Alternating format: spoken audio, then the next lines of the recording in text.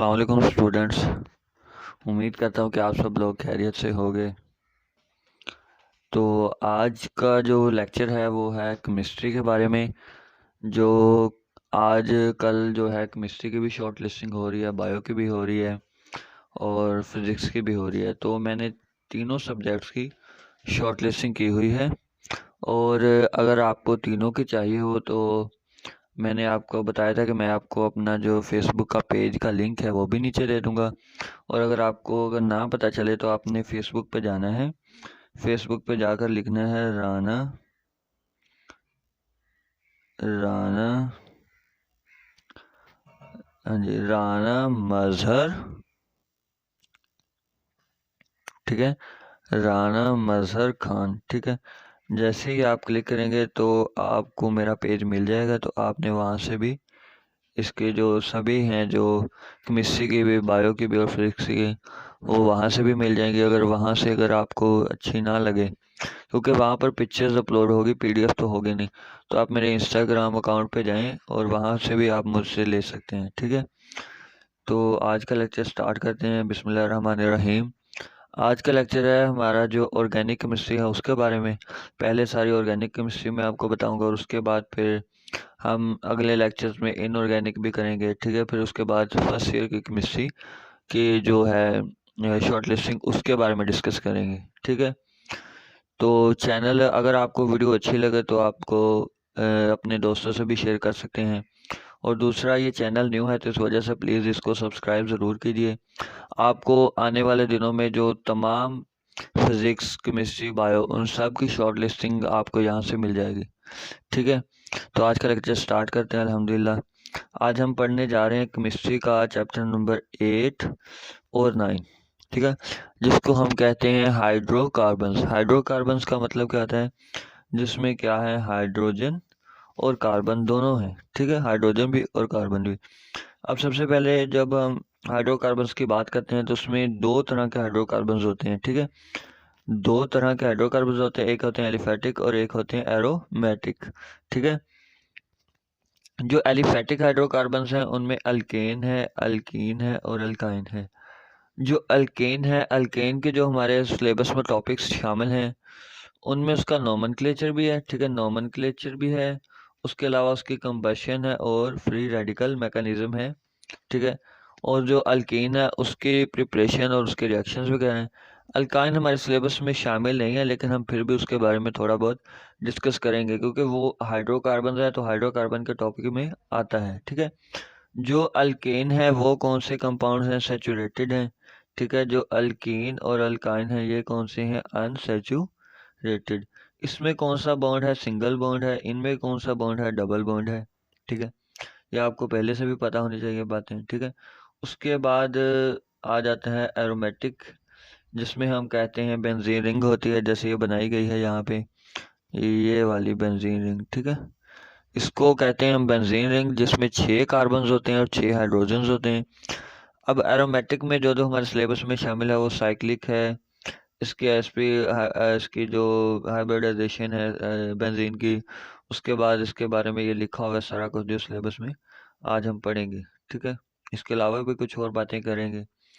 तो अब शुरू करते हैं। तो बेंजीन का यहाँ पे पहले आपको स्ट्रक्चर बना कर दिखाई गई है कि बेंजीन में क्या है, पाई बॉन्ड 6 है, पाई बॉन्ड 3 है और जो पाई इलेक्ट्रॉन है वो कितने हैं? 6। ठीक है, जो बेंजीन की सेचुरेशन होती है ना, बेंजीन वैसे तो सेचुरेटेड कंपाउंड है, लेकिन उसमें डबल बॉन्ड होने के साथ इसको अनसेचुरेटेड भी कहते हैं कुछ साइंटिस्ट। तो अब जो है बेंजीन जो है एक सेचुरेटेड कंपाउंड भी है। तो इसकी जो सेचुरेशन है वो किस वजह से है? स्टेबिलिटी की वजह से। स्टेबिलिटी किस वजह से है? इसके पाई जो इलेक्ट्रॉन्स हैं, पाई इलेक्ट्रॉन्स, वो क्या है जी? D localised. ठीक है, कैसे हैं? D localised. डी लोकलाइज्ड का मतलब है कि वो एक जगह पर फिक्स नहीं है। उन्होंने यहाँ पर एक बाकायदा रिंग बनाई हुई है। ये जो है ना, ये वाले, ये यहाँ पे रिंग बनी हुई है पाई इलेक्ट्रॉन्स की, जिसकी वजह से ये बेंजीन है ये बहुत ज़्यादा स्टेबल है और ये एडिशन रिएक्शंस बहुत कम देती है। ठीक है, उसके अलावा आपको नीचे एमसीक्यूज एक दिखाया गया है। एमसीक्यूज क्या है जी? Ratio of pi and sigma bond, ये किस में पूछी गई है? बेंजीन रिंग में, ठीक है, बेंजीन रिंग में। अब देखें, अगर ऊपर मैंने आपको बता भी दिया था हमने पाई और सिग्मा बॉन्ड, अगर हम देखें तो 6 हाइड्रोजन है और कार्बन के साथ 6 हाइड्रोजन के 6 बॉन्ड बन रहे हैं, तो ये कौन से हैं? Sigma bond. और उसके बाद जो दरमियान में इनके बॉन्ड्स हैं वो भी 6 हैं, ये वाले 1 2 3 4 5 और 6, 6 और 6 12 हो गए कौन से? सिग्मा बॉन्ड्स, ठीक है। और जो 3 हो गए पाई बॉन्ड, 1 2 और 3। जब भी 2 डबल बॉन्ड होंगे तो उनमें एक सिग्मा और एक पाई होगा, ठीक है। तो अब हम देख सकते हैं कि 3 पाई और 12 सिग्मा है। अगर हम इनकी रेशियो लें 3 कम 3 और 3 4 12, तो ये 1:4 बन जाएगी, ठीक है, 1:4। तो ये यहाँ पर मैंने टिक किया हुआ है 1:4 को। उसके बाद यहाँ पर भी बताया गया है कि जो पाई सिग्मा बॉन्ड है वो 12 है और जो पाई है वो 13 बॉन्ड है। टोटल बॉन्ड कितने बन जाते हैं? 15 बॉन्ड है, ठीक है। उसके बाद हम नीचे ऑर्डर ऑफ रिएक्टिविटी की बात कर लेते हैं तीनों की। तो सबसे ज़्यादा जो रिएक्टिव है वो है अल्कीन्स, ठीक है। उसके बाद आती हैं अल्काइंस, उसके बाद आती है बेंजीन और उसके बाद आता है अल्कीन, ठीक है। अल्केन बहुत ही कम रिएक्टिव है, ठीक है। अल्कीन सबसे ज़्यादा रिएक्टिव है क्योंकि ये क्या कौन सी रिएक्शन देती हैं? इलेक्ट्रोफिलिक एडिशन रिएक्शन देती हैं। अल्कीन भी इलेक्ट्रोफिलिक एडिशन रिएक्शन देते हैं। जो बेंजीन है वो इलेक्ट्रोफिलिक सब्स्टिट्यूशन रिएक्शन देते हैं और जो अल्केन है वो फ्री रेडिकल सब्स्टिट्यूशन देते हैं, ठीक है। उसके बाद आ जाता है इनके बारे में, ये आपने नीचे पढ़ लेना, ये मैंने लिखा हुआ है। ये जो है बेंजीन वो पुअर न्यूक्लियोफाइल भी हैं, ये सडन इनको स्ट्रॉन्ग इलेक्ट्रोफाइल की ज़रूरत होती है, ये इलेक्ट्रॉन नहीं देते। ये इलेक्ट्रॉन एक्सपोज हैं, गुड न्यूक्लियोफाइल हैं, पुअर, इनको भी पुअर इलेक्ट्रोफाइल की ज़रूरत होती है, आपने पढ़ लेना है, ठीक है। उसके बाद सबसे पहले हम बेंजीन की बात करते हैं। तो बेंजीन में क्या है जी? एडिशन रिएक्शंस भी हैं। सबसे पहले जो बेंजीन में होते हैं वो कौन से रिएक्शंस हैं? हेलोजिनेशन, ठीक है, कौन से रिएक्शंस हैं? हेलोजिनेशन। उसके बाद अल्काइलेशन भी है, इसमें नाइट्रेशन भी है और इसमें एसाइलेशन भी है, ऑक्सीडेशन भी है, सल्फोनेशन भी है और साइड ऑक्सीडेशन भी है, ठीक है। इनके मैंने ऊपर ये जो है इनके मैंने हाईलाइट किए हुए हैं कि इनमें जो इलेक्ट्रोफाइल कौन से यूज़ होंगे और न्यूक्लियोफाइल कौन से यूज़ होंगे, या आप इनको रीजेंट्स भी कह सकते हैं, ठीक है। इनके बारे में रीजेंट्स का लफ्ज़ भी यूज़ कर सकते हैं, जो जो इनकी रिएक्शंस के अंदर यूज़ होंगे उनके लिए, ठीक है। ये बाकायदा मैंने रिएक्शंस नीचे बताए भी हुए, ये आप देख सकते हैं इनके बारे में। ये देखें प्रोडक्ट्स, ये हेलोजिनेशन का रिएक्शन ऐसे होगा तो ये प्रोडक्ट बनेगी इस तरह, जब सल्फोनेशन का होगा तो ऐसे प्रोडक्ट बनेगी, जब नाइट्रेशन का होगा तो ऐसे, और जब अल्काइलेशन का होगा तो ऐसे, और जब एसाइलेशन का होगा तो ऐसे। एसाइलेशन को हम एरोमेटिक एरोमेटिक कार्बोनाइल कंपाउंड भी कहते हैं, ठीक है।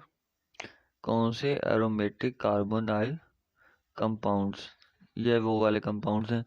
उसके बाद ये सैचुरेटेड करैक्टर के बारे में भी लिखा गया है, एक्सेप्ट ऑक्सीडेशन और साइड ऑक्सीडेशन के बारे में, ठीक है। उसके बाद नीचे चलते हैं तो उसके बाद आता है अल्कीन। ये जो मैंने ऊपर बताए हैं आपको बेंजीन के बारे में, ये आपने याद रखने वाली चीज़ें। और जो बेंजीन के ये जो मैंने प्रोडक्ट्स के बारे में बता रही है। अब जो मोस्ट इसमें एमसीक्यूज वगैरह आते हैं वो ये भी पूछ लेता है कि जो नाइट्रेशन है उसमें जो नाइट्रेशन जो है उसमें जो HNO3 यूज़ होता है, ठीक है, और साथ में क्या यूज़ होता है? H2SO4। वो ये पूछ लेता है कि इन दोनों की जो मिक्सचर में रेशियो होती है वो कितनी होती है। तो वो जो पंजाब टेक्स्ट बुक बोर्ड है आपने पढ़ी है उसमें लिखा हुआ है 1:1, ठीक है। ये एमसीक्यूज पूछ लेता है और उसके अलावा इसमें से डिफरेंट एमसीक्यूज बन सकते हैं। ये मैं आपको सिर्फ शॉर्ट लिस्टिंग के बारे में बता रहा हूँ कि आपने ये छोटा सा रिव्यू रखना है चीज़ों के बारे में, ठीक है। उसके बाद हम बात करते हैं नीचे अल्कीन की, ठीक है। अल्कीन क्या है जी? Which is not use to prepare alkyne.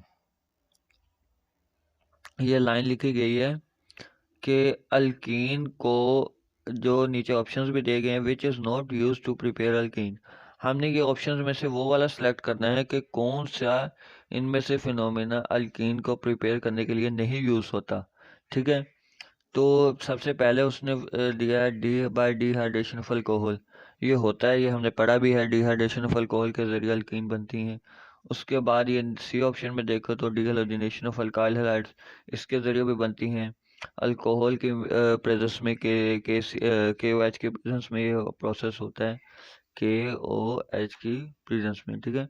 उसके बाद डीहेलोजिनेशन के जरिए भी होती है और डीहाइड्रोहेलोजिनेशन के जरिए भी बनती हैं। अगर हम ये बी ऑप्शन देखें तो उसमें लिखा हुआ है बाय डीहाइड्रोहेलोजिनेशन ऑफ विजिनल डाइहैलाइड्स। पहली बात तो एक कि ये जो विजिनल डाइहैलाइड्स हैं, इनके जरिए जो डीहाइड्रोहेलोजिनेशन होती है उसमें बनती हैं अल्काइंस, ठीक है। ये आपने बात याद रखनी है, क्या बनती हैं? अल्काइंस। इस प्रोसेस के जरिए कौन सी बनती हैं? अल्काइंस। तो इस वजह से ये वाला ऑप्शन इसके मुताबिक है, यानी कि इसके जरिए अल्कीन नहीं बनती बल्कि अल्काइन है, तो हम ये वाला ही टिक करेंगे, ठीक है। उसके बाद इसके बारे में ये नीचे लिखे गए हैं, इनके रीजन्स वगैरह भी लिखे गए हैं, ये आपको बकायदा मैं दिखा देता हूँ। ये वाले ये आपने पढ़ लेने हैं। ये फर्स्ट के लिए इसके बारे में लिखेंगे, डिहाइड्रेशन अल्कोहल में ये यूज़ होते हैं, और डिहाइड्रोजनेशन में ये वाली चीज़ें, ये वाली इसमें, ये वाली इसमें, तो आपने गौर से ये पढ़ लेनी है, ठीक है। अब अल्कीन के बारे में देखें तो अल्कीन जो रिएक्शंस इसके नीचे दिए गए हैं वो क्या कौन कौन से हैं, कि एक तो अल्कीन्स में सबसे पहले यहाँ पे लिखा गया है कि बायस रिएजेंट के जरिए भी रिएक्शन देता है। जब हम इसमें X2 ऐड करते हैं, मीन के 2 हैलोजन्स ऐड करते हैं, तो ये विजिनल डाइहैलाइड्स बनाते हैं, ठीक है। उसके अलावा इसमें ये कार्बोक्सिलिक एसिड भी बनते हैं, इसके जरिए एपोक्साइड भी बनते हैं जब हम उसमें ऑक्सीजन ऐड करते हैं Ag2O की प्रेजेंस में, ठीक है। और उसके बाद इसमें से अल्कोहल भी बनते हैं, ठीक है। वाटर के जब हम इसमें से वाटर निकाल लेते हैं तो उसमें से अल्कोहल बन जाते हैं, ठीक है। तो नीचे ये एक एमसीक्यूज है, इसमें लिखा हुआ है which is use to locate double bond, ठीक है। Which is use to locate double bond. अब हमने डबल बॉन्ड देखना है कि डबल बॉन्ड को हम कैसे डिटेक्ट करते हैं, ठीक है। ये लिखा हुआ डिटेक्शन ऑफ डबल बॉन्ड कैसे होती है, 1,4 दैट कैन सी बाय आई, ठीक है। अब 1,4 का क्या मतलब है कि पोजीशन नंबर 1 और कार्बन की पोजीशन नंबर 4, इन दोनों के ज़रिए भी हम जो है डिटेक्शन कर सकते हैं डबल बॉन्ड की, और ये 7 और 2 के ज़रिए भी कर सकते हैं, ठीक है। उसके बाद आपको नीचे बताऊं तो नीचे लिखा गया है ओजोनोलाइसिस के बारे में लिखा गया है, क्योंकि ओजोनोलाइसिस जो है इसमें से हर बार काफ़ी एमसीक्यूज आते हैं एमडी कैट में, तो इस वजह से इसको भी मैंने कहा थोड़ा सा इसमें शॉर्ट लिस्टिंग में इसको लगा लें। तो ओजोनोलाइसिस के बारे में लिखा गया, ओजोनोलाइसिस में क्या होती है, ऑक्सीडेटिव क्लीवेज होती है। ओजोनोलाइसिस के जरिए जो प्रोडक्ट बनते हैं वो कौन से बनते हैं, एसिड्स और एल्डिहाइड्स, ठीक है, एसिड और एल्डिहाइड्स। और उसके बाद अगर हम देखें तो इसका जो है वो रिएक्शंस वगैरह हैं वो आपने देख लेते हैं। उसके बाद ये आपको मिल जाता है, उसके बाद आपको ये देखें यहाँ पर बनाए भी गए हैं एसिटिक एसिड और फॉर्मिक एसिड, ये बनाए भी गए हैं नीचे अल्कीन की ओजोनोलाइसिस के जरिए, ठीक है। ये देखें अगर हम ये इसमें ब्यूटीन में अगर हम O3 ऐड करें ओजोन, तो ये ऐसे प्रोडक्ट बनेगा जिसमें एसिटिक एसिड बनेगा, ठीक है, एसिटिक एसिड भी और फॉर्मिक एसिड भी बन सकता है, प्रोपानोइक एसिड भी बन जाता है, ठीक है। ये नीचे आपको बताए भी गए हैं इस तरह एसिटिक एसिड, फॉर्मिक एसिड। अब ये जो है उसका एक्सरसाइज का एमसीक्यूज है कि अल्कीन को जब हम ये जो अल्कीन को, ये मुझे याद नहीं आ रहा क्या लिखा हुआ है, उसके बाद एल्डिहाइड और ये कार्बोक्सिलिक एसिड है, तो ये एक इम्पोर्टेंट एमसीक्यूज भी है, तो इस वजह से इसको शामिल किया गया है। तो आप इसको लिख सकते हैं, ये देखें जब हम HCl इसमें ऐड करेंगे तो ये क्या बना देगा, अल्काइल हलाइड, ठीक है। तो ये अल्काइल हलाइड ही लिखा होगा शायद में, मुझे अब समझ में नहीं आ रहा, ठीक है। अल्काइल हलाइड है, और अल्काइल हलाइड से हमने क्या रिजेंट यूज़ करके इसको एल्डिहाइड बनाया, और एल्डिहाइड से हमने क्या रिजेंट यूज़ करके कार्बोक्सिलिक एसिड बनाना है। अब लिखा गया in above reaction which task place first. अब जो अबव रिएक्शन है जो सबसे पहले हुआ उसमें क्या हुआ है ये हमने याद रखना है कि इसमें क्या हुई है, पहले वाली रिएक्शन में कौन सा प्रोसेस हुआ है। तो उसने ऑप्शंस दिए हैं हमें कि प्रोटोनेशन हुई है, हेलोजिनेशन हुई है। हेलोजिनेशन तो हुई नहीं क्योंकि इसमें कोई हेलोजन हेलोजन अकेला नहीं ऐड हुआ, उसके साथ हाइड्रोजन भी ऐड हुआ है, ठीक है। उसके बाद डी प्रोटोनेशन भी नहीं हुई। उसके बाद अदर टेक्स प्लेस सिमल्टेनियसली, ये भी नहीं है। तो उसका करेक्ट जवाब है प्रोटोनेशन, क्योंकि हमने इसमें प्रोटोन ऐड किया है अल्कीन में, फिर उसके बाद हमने क्लोरीन ऐड की है, ठीक है। तो इस तरह ये वाला हो गया। उसके बाद मार्कोनिकोस रूल है, ये भी बड़ा इंपॉर्टेंट रूल है, आपने इसको याद कर लेना है, इंपॉर्टेंट रूल है। तो इसमें क्या होती है, इलेक्ट्रोफिलिक एडिशन होती है, ठीक है। सबसे पहले क्या होता है इसमें, इलेक्ट्रोफिलिक एडिशन होती है मार्कोनिकोस रूल में। मार्कोनिकोस रूल में दरअसल ये होता है कि जिस कार्बन के पास जो है, कार्बन के पास कम नंबर हैं हाइड्रोजन के, उसकी तरफ हाइड्रोजन जाएगा, ठीक है। और जिसके पास कम ज़्यादा हैं उसकी तरफ, ये देखें ना, हाँ उसी की तरफ ये देखें। अब ये नहीं नहीं, जिस कार्बन पर डबल बॉन्ड होगा ना, ये देखें, ये कार्बन दो हैं, एक और दो, इसमें दोनों में डबल बॉन्ड है, तो जिसमें हाइड्रोजन ज़्यादा होंगे उसकी तरफ हाइड्रोजन जाएगा, ठीक है।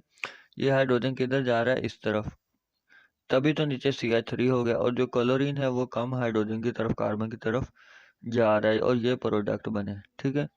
तो ये आपने रूल याद रखना है कि कम, जो ज़्यादा होंगे हाइड्रोजन वाला कार्बन उनकी तरफ जाएगा हाइड्रोजन, और जिसमें हाइड्रोजन कम होंगे कार्बन पर उसकी तरफ जाएगा हैलाइड एटम यानी कि हैलोजन, ठीक है।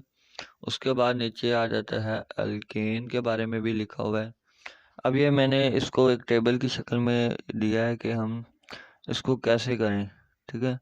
अब ये रिएक्टिविटी ऑर्डर बताया गया है। सबसे पहले रिएक्टिविटी ऑर्डर में कौन सी आ जाती है, अल्कीन, फिर उसके बाद है अल्काइन, बेंजीन, और चौथे नंबर पे क्या है, अल्केन। उसके बाद रिएक्शंस के बारे में बताया गया। इससे आपको आसानी ये होगी कि अगर ये आप पूरा टेबल याद कर लें तो आपको इसके अच्छे तरीके से जो MCQs वगैरह हैं रिएक्टिविटी के या इनके रिएक्शंस के बारे में, तो आपको सभी वो याद हो जाएंगे, ठीक है। उसके बाद हम अगर इनके ऑक्सीडेशन के बारे में बात करें तो इनके ऑक्सीडेशन के जो प्रोडक्ट्स वगैरह हैं वो भी बताए गए हैं नीचे, ये आप देख सकते हैं। यहाँ पर मैलिक एसिड बनेगा, यहाँ पर ऑक्सैलिक एसिड बनेगा, यहाँ पर ये तीन प्रोडक्ट्स बनेंगे, और इनके रिजेंट्स भी नीचे बताए गए हैं, ठीक है। और यहाँ पर ये बन सकती हैं ये alkyl halide base, carboxylic acid भी, क्योंकि इनमें ये वाला ये जो है कॉपर और 400 डिग्री सेल्सियस इस पे होती है ऑक्सीडेशन। इसमें कैटालिटिक ऑक्सीडेशन भी होती है और इनकम्प्लीट ऑक्सीडेशन भी होती है। तो इस वजह से इनमें ये सभी प्रोडक्ट्स बनते हैं। ये आप जब पंजाब टेक्स्ट बुक बोर्ड खोलेंगे तो उसमें बुक में बाकायदा इसके रिएक्शंस हुए हैं, वहाँ से आप देख सकते हैं, ठीक है। उसके बाद हम अगर नीचे देखें तो वहाँ पर लिखा है कि जो KMnO4 एजेंट है वो किन में यूज़ होते हैं। वो अल्कीन में यूज़ होता है और अल्काइन में, ना इसमें यूज़ होता है बेंजीन में, और ना ही अल्केन में, ठीक है। उसके बाद आ जाता है बोरोमीन वाटर। बोरोमीन वाटर किन के लिए यूज़ होता है, अल्कीन के लिए और बेंजीन के लिए। उसके बाद पॉलीमराइजेशन किन में होती है, अल्कीन के लिए और अल्काइन के लिए, ठीक है। हाँ जी, अल्कीन और अल्काइन के लिए, ठीक है। अब उसके बाद जो है इनमें जो, अब ये एक और MCQ मैंने अंडरलाइन किया हुआ है नीचे, आप देख सकते हैं। And product of oxidation of methane. जब हम मीथेन की ऑक्सीडेशन करते हैं तो उसमें एंड प्रोडक्ट कौन सा होता है। अब एंड प्रोडक्ट में कुछ लोग तो कहते हैं कि जी जब हम इसकी ऑक्सीडेशन करते हैं तो इसमें वाटर और कार्बन डाइऑक्साइड भी बनती है, लेकिन ये इनकम्प्लीट ऑक्सीडेशन में बनती है, कंप्लीट ऑक्सीडेशन में ये नहीं बनती। जब वो यहाँ पर आपको यहाँ पर लिख दे के इनकम्प्लीट है तभी आपने इसको टिक करना है, CO2 और H2 को। जब उसने लिखा हुआ है ऑक्सीडेशन के बारे में, तो जब ऑक्सीडेशन की जाए मीथेन की, तो अगर तो इनकम्प्लीट लिखेगा तभी आपने टिक करना। जब अकेला ऑक्सीडेशन लिखा होगा तो आपने यही कंसीडर करना है कि ये कंप्लीट ऑक्सीडेशन हुई है, तो जो कंप्लीट ऑक्सीडेशन है उसको कैटालाइटिक ऑक्सीडेशन भी कहते हैं। तो उसमें जो एंड प्रोडक्ट होता है उसको हम कहते हैं एसिटिक एसिड। ठीक है, ये मैंने आपको पहले भी बताया है कि आपने रिएक्शंस देख लेने हैं Pakistan Punjab text book board से, तो उसमें ये लिखे हुए हैं बकायदा। अब ये यहाँ पर नीचे रिएक्टिविटी के बारे में बताया गया कि रिएक्टिव जो हैं वो कौन कौन से हैं। अल्काइल है, उसके बाद ये अमाइनो ग्रुप है, अल्कोहलिक ग्रुप है, साइल ग्रुप है, ये एसिटिक एसिड ग्रुप है। तो इस वजह से आपने इनको भी रेंशन कर लेना है। ठीक है, अल्केन्स के बारे में रहता था, तो अल्केन्स के बारे में अभी मैं आपको बता दूं। तो ठीक है जी, अल्केन्स के बारे में पढ़ लेते हैं। तो मैं क्या बात कर रहा था कि अल्केन्स जो हैं उनमें क्या होता है, इलेक्ट्रोनेगेटिविटी डिफरेंस लेस देन 0.5। ठीक है, ये स्टेबल होते हैं और लीस्ट रिएक्टिव होते हैं, सो दे आर पैराफिन्स। ठीक है, अल्केन्स को हम क्या कहते हैं, पैराफिन्स। और जो होते हैं अल्कीन्स, अल्कीन्स को हम कहते हैं ओलिफिन्स। ओलिफिन्स क्योंकि ये रिएक्टिव भी होते हैं इस वजह से। ठीक है, उसके बारे में हम बात करें तो उसके ये जो कंबशन के बारे में बताया गया है कि कंबशन इसकी कैसे होती है। एक्सोथर्मिक रिएक्शन देते हैं, ये एक्सोथर्मिक रिएक्शन की वजह से इसमें फ्यूज भी यूज़ किया जा सकता है। ठीक है, उसके बाद incomplete oxidation is also exothermic and forms carbon monoxide and carbon. ठीक है, अब methane form CO2 by catalytic oxidation. ठीक है, तो अगर हम ऊपर देखें तो मैंने आपको बताया था कि जब ऑक्सीडेशन हो रही है, ये जो हम कंप्लीट ऑक्सीडेशन की बात करेंगे तो तब CO2 और H2O बनेंगे, और जब इनकम्प्लीट करेंगे तो CO कार्बन मोनोऑक्साइड और कार्बन ब्लैक, ये दो चीज़ें बनेंगी।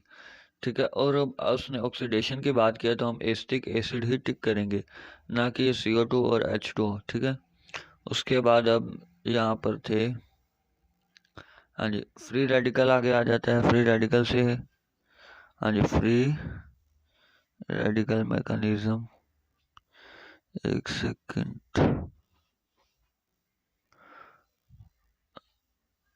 एक सेकंड मैं आपको, हाँ जी, ये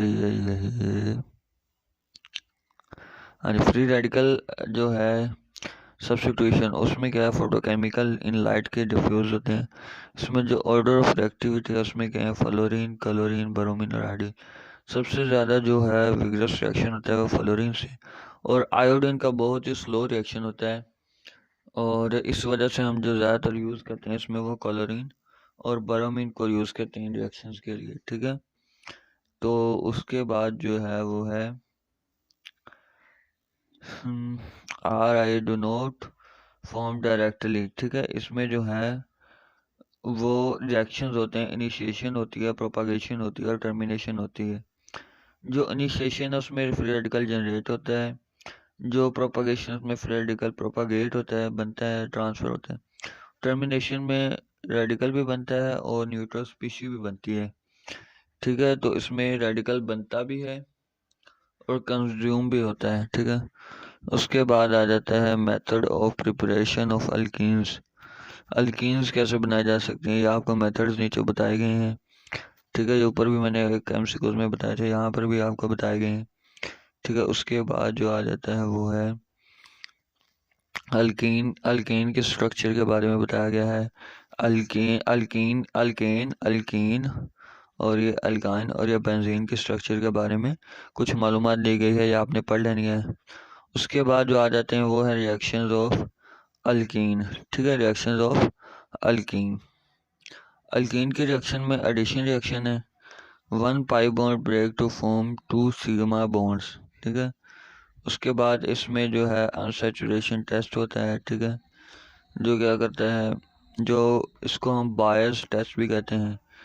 बायस, कौन सा टेस्ट, बायस टेस्ट। ठीक है, बायस टेस्ट, और इसमें जो रिएजेंट यूज होता है उसको हम बायस रिएजेंट भी कहते हैं, जिसके बारे में ये लिखा गया है कि ये क्या है, 1% अल्कलाइन KMnO4। ठीक है, 1% अल्कलाइन KMnO4, और उसके बाद इसमें टॉलरेंस रीजेंट के बारे में भी बात की गई है, ठीक है।